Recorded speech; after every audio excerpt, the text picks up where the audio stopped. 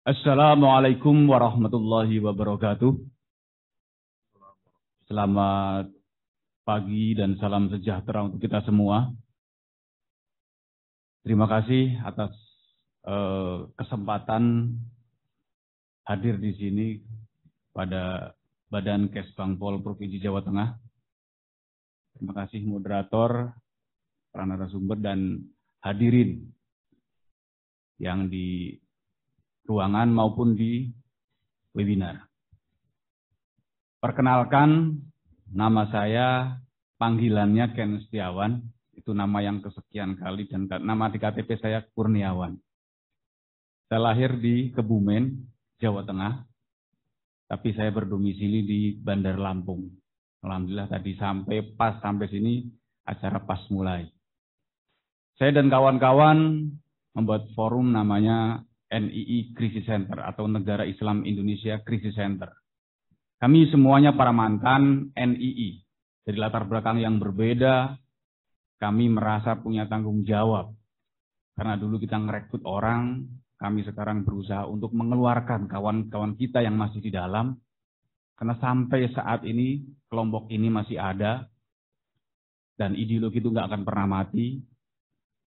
Lalu kami juga punya tanggung jawab untuk mensosialisasikan permasalahan radikalisme ini kepada adik-adik kami, kepada masyarakat luas, bahwa ini fakta dan terjadi.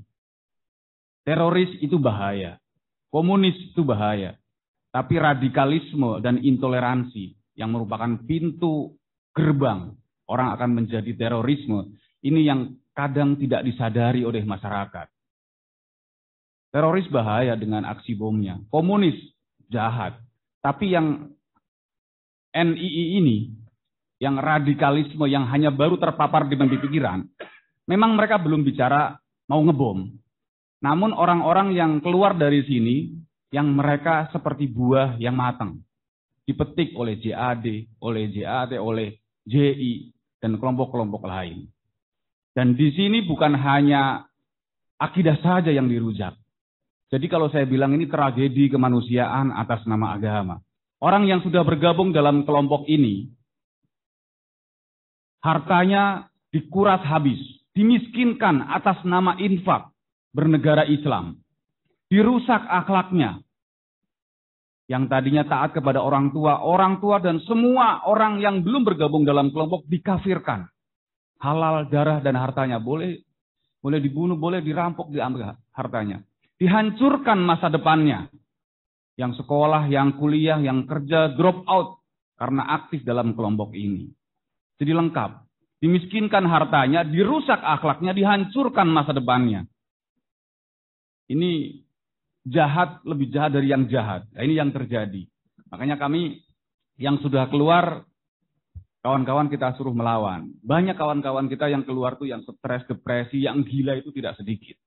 Karena merasa diteror, diancam mau dibunuh. Yang keluar ada yang merasa negara Islam salah. Karena ternyata ini tragedi kemanusiaan atas nama agama. Tapi Republik Indonesia katanya juga salah. Jadi ada yang nggak mau pakai agama, nggak mau aturan pemerintah. Hidup seenak sendiri. Negara Islam salah, negara RI juga salah.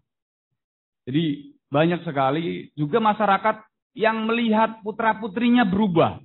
Ditangani dengan cara yang salah. Tiba-tiba anaknya menjadi pemarah. Orang tua dikafirkan. Manggil dukun. Katanya ini anaknya kesambet di pohon yang besar di pojok sana.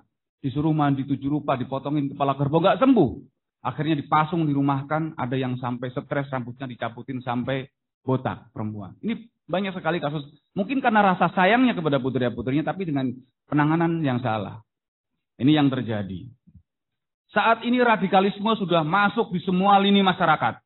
Tidak pandang sisi usia, pendidikan, bahkan yang di pemerintahan, yang di ASN, bahkan di aparat TNI Polri. Sudah ada oknum-oknum yang sudah terpapar di sana. Jadi mereka ini sudah masuk ke semua lini. Jadi ibarat pemerintah itu memadamkan kebakaran, ada pemadam kebakaran. Ini yang dipadamkan adalah lahan gambut yang sudah merangsek kemana-mana.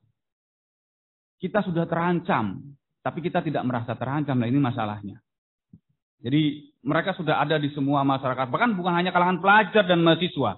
Mereka masuk di kalangan pendidikan usia dini. Mungkin kalau masih ingat, mereka memplesetkan lagu Tepuk Anak Soleh. Islam, Islam, yes. Kafir, kafir, no.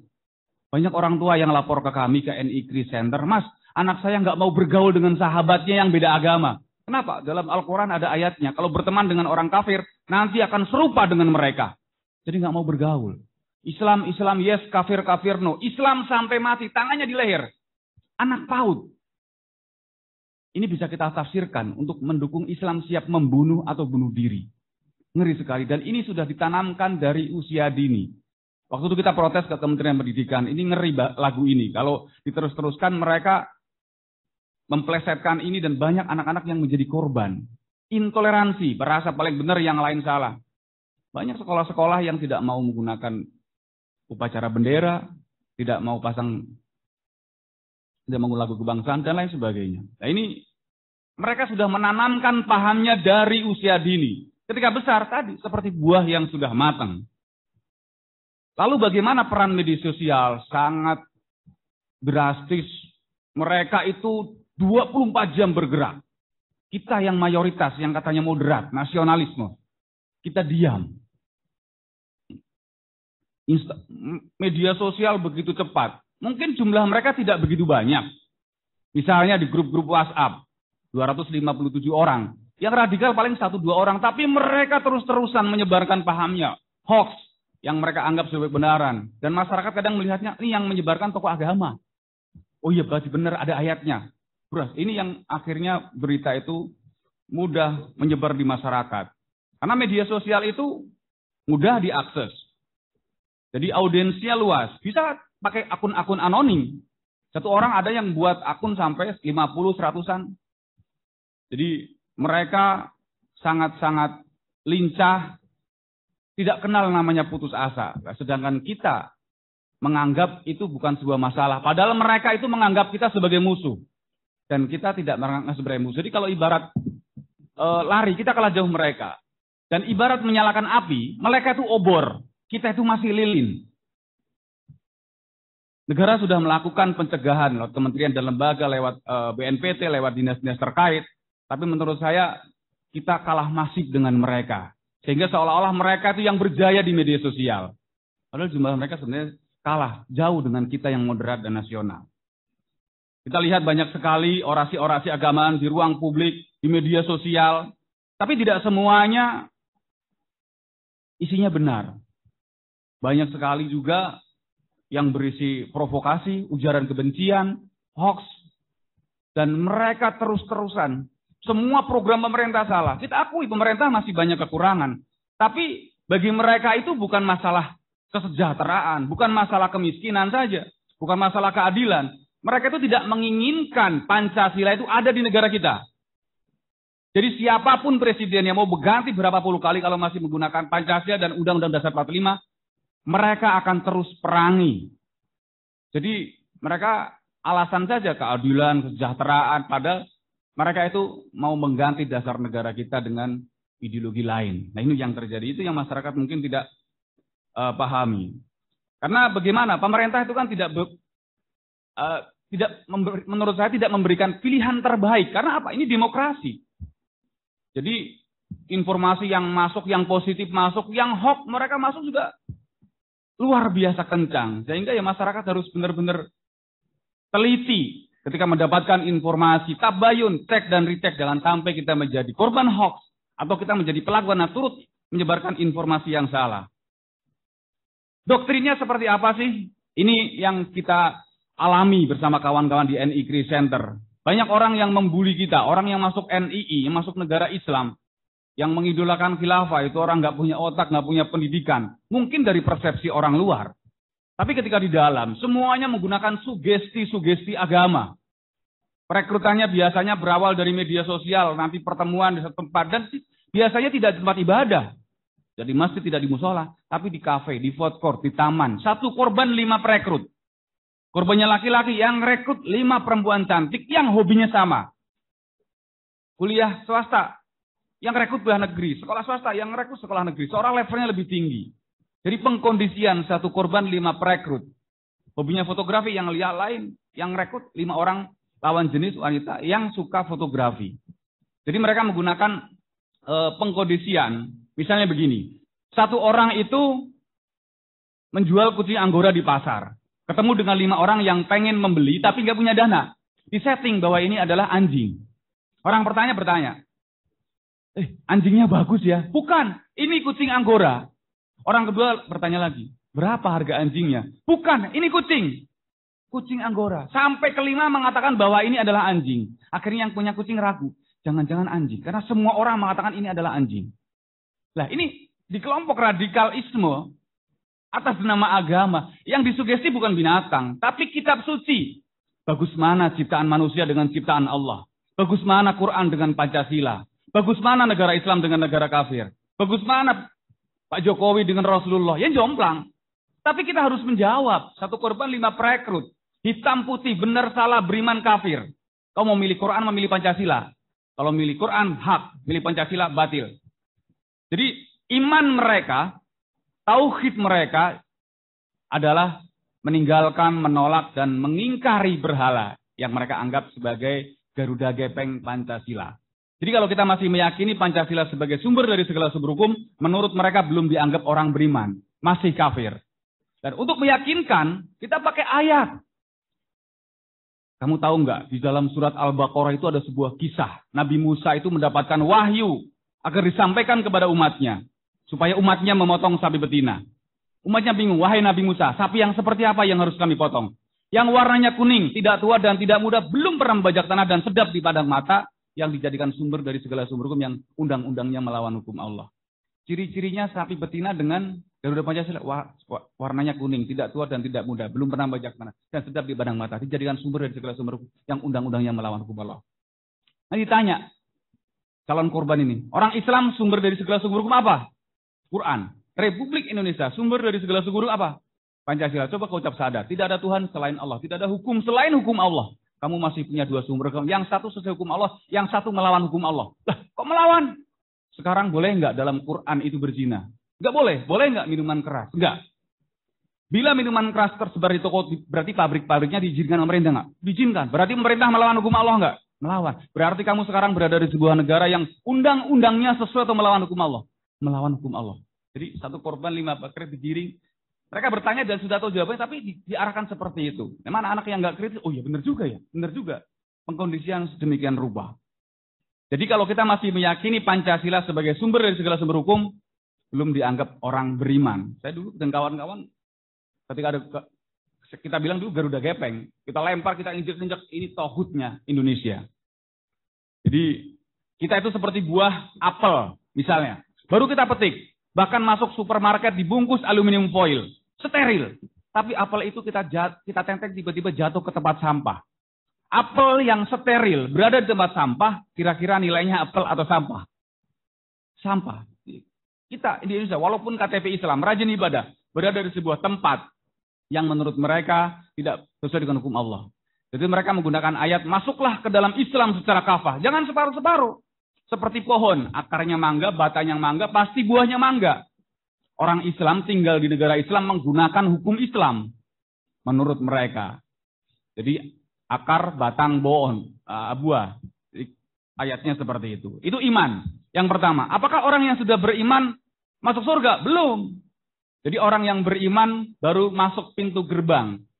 Di pintu gerbang. Kalau mau masuk surga, kita sudah beriman tapi belum bisa menegakkan hukum Islam. Yang kedua, hijrah. Karena negara kita itu RI masih kafir, harus pindah ke negara yang hak. Jadi nanti ada proses perpindahan kewarganegaraan. Misalnya, saya nama Ken Setiawan. Hari ini menanggalkan kewarganegaraan Republik Indonesia. Selanjutnya, mohon diterima sebagai warga negara Islam Indonesia. Satu forum dulu biasanya 20 orang. Jadi ada penanggalan kewarganegaraan, nanti ada baiat, 9 poin baiat yang intinya kita taat kepada pimpinan. Karena pimpinan adalah wakil Allah di muka bumi. Rasul. Mereka rasul-rasul baru. Rasul itu seperti seorang lurah, orang yang meninggal, jabatannya akan berlanjut sampai sekarang. Mereka menggunakan sejarah umatnya Nabi ketika diajak hijrah dari Mekah ke Yasrib nggak mau. Wahai Nabi, saya nggak mau hijrah. Rumahku, bisnisku, usahaku ada di Mekah. Kalau ke Yasrib mau makan apa? Nah, di Al-Quran diabadikan orang yang nggak mau hijrah ini ketika terjadi peperangan, orang ini meninggal dan masuk neraka jahanam. Jadi ada dialog di Al-Quran yang artinya kurang lebih seperti ini. Malaikat bertanya kepada orang yang rajin ibadah namun masuk neraka jahanam. Dalam keadaan bagaimana kamu meninggal? Orang ini menjawab, kami adalah orang-orang yang tertindas di negeri Mekah. Lalu malaikat bertanya lagi, kenapa tidak hijrah? Bumi Allah itu kan luas. Orang-orang ini tempatnya adalah neraka jahanam. Dan jahanam adalah seburuk-buruknya tempat kembali. Jadi kita ditakut-takutin dengan ayat. Oh iya, akhirnya kita hijrah. Pindah warga, baiat. Baru selanjutnya kita adalah jihad. Jihad adalah apa? Bersungguh-sungguh, totalitas dalam berjuang. Jihad itu adalah memerangi orang kafir. Termasuk harta orang kafir boleh kita ambil, boleh kita curi.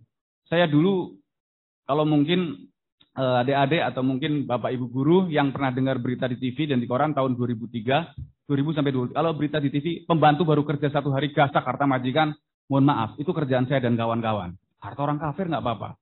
Jadi kalau kita butuh dana, siapin 5 orang tim kita perempuan, palsuin KTP, ijazah, dan kartu keluarga, beli lowongan koran yang banyak lowongan pembantu, nggak usah ngitung 1 minggu, 1 bulan, 1 hari majikan pergi anak sekolah. Telepon, Abi, rumah kosong, kita bawa mobil, kalau perlu bawa truk, nggak apa-apa. Harta orang kafir kita ambil. Jadi dalam kondisi perang namanya fa'i, harta rampasan perang, boleh dipakai untuk perjuangan. Dan semua orang di luar kelompok kita kafir semua. Termasuk kalangan pelajar dan mahasiswa. Ketika bergabung pasti akan nipu orang tuanya. Ini banyak orang tua yang nggak kritis.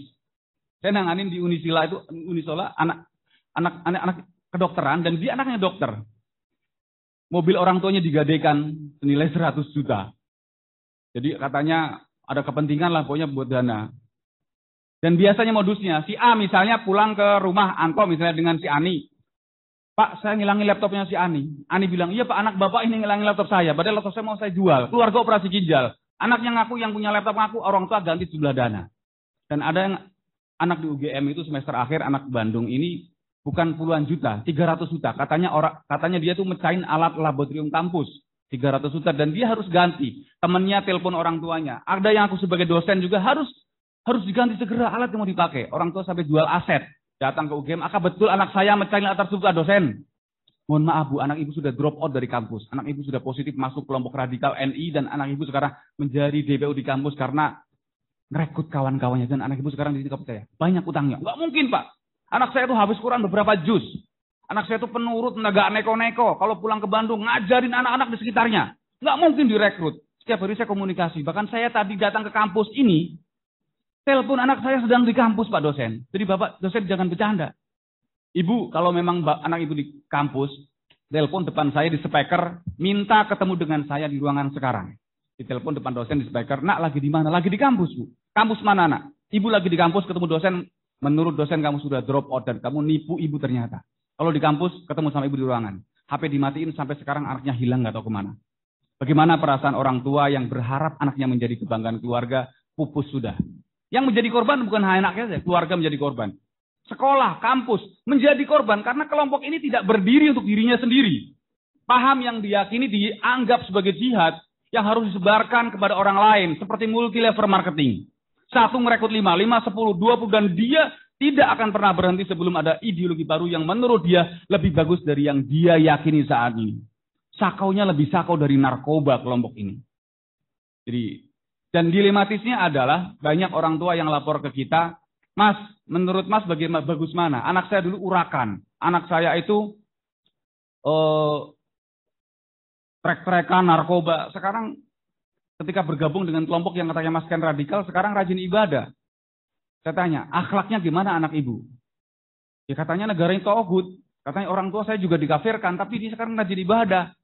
Tolak ukur beragama bukan ibadah, tapi adalah akhlak. Nah ini yang terjadi banyak di masyarakat. Jadi mereka mengatakan paling bagus, yang lain salah. Jadi warna itu walaupun ada banyak, tapi bagi mereka hanya 2. Hitam, putih, benar, salah, beriman, dan kafir. Dan dia yang beriman, dia surga, semua neraka, semuanya kafir. Menurut mereka. Lalu apa yang harus kita lakukan? Kita harus kampanyekan bersama-sama. Harus belajar agama kepada akhirnya. Karena hari ini menurut saya banyak sekali Ibnu Muljam masa kini. Siapa Ibnu Muljam? Ibnu Muljam adalah orang yang membunuh Sayyidina Ali. Siapa dia? Apakah dia orang kafir? Dia adalah ulama pada saat itu. Hafiz Quran. Bacaan Qurannya kita nggak ada apa-apanya. Rajin ibadah, puasa. Tapi karena kecewa kepada Sayyidina Ali, dianggap Sayyidina tidak menggunakan hukum Islam, dibunuh Sayyidina Ali. Dan yang membunuh Sayyidina Utsman juga orang Islam. Jadi mereka hari ini atas nama agama. Mereka adalah orang-orang yang haus kekuasaan berjubah agama. Nah hari ini banyak sekali orasi-orasi agama-agamaan yang tidak seperti akhlak Rasul. Ngaku beragama, bahkan tidak sedikit ada namanya mengangkat dia oleh kelompoknya sebagai ulama, tapi yang disampaikan ujaran kebencian, hujatan, dan caci maki. Maka kita harus kritis ketika ada orang yang sudah menyampaikan negara ini tauhid, ini salah, ini zalim. Pemerintah memang belum sempurna, tapi memberontak dilarang oleh Islam. Karena dengan memberontak itu mudorotnya lebih besar. Jadi kita diminta tetap taat. Lalu kita harus berdialog. Kepada orang lain juga mendapatkan materi yang kita tidak mengerti. Tabayun, cek dan recheck. Kritis. Agama tidak salah, tapi tidak semua orang yang mengaku beragama dan membawa kitab suci ini benar. Jadi ini otokritik juga buat kita semua. Ternyata hari ini kita dihadapkan pada persoalan yang cukup pelik. Ancaman datang dari segala penjuru. Bukan hanya radikalisme, narkoba, hoax dan lain sebagainya. Namun memang radikalisme ini hari ini menjadi, apalagi mereka ini mengatasnamakan agama. Dan radikalisme sebenarnya tidak dimonopoli oleh satu agama apapun. Karena di dalam ajaran agama manapun tidak ada yang mengajarkan radikalisme. Semua agama mengajarkan cinta kasih. Agama mengajarkan rahmat seluruh alam. Jadi mereka siap untuk merekrut masyarakat yang belum jadi korban. Nah, pertanyaannya kita sekarang bagaimana cara menanamkan sikap nasionalisme kepada masyarakat. Jadi kalau menurut saya hari ini masyarakat masih minim sikap nasionalisme. Kenapa? Bagi saya dulu nasionalisme adalah merasa terancam. Ya, nasionalisme adalah merasa terancam. Dan kita sudah dikepung oleh ancaman dari segala penjuru. Bahkan kita sudah diadu domba antar suku, antar agama, yang seagama kita jauh ribut.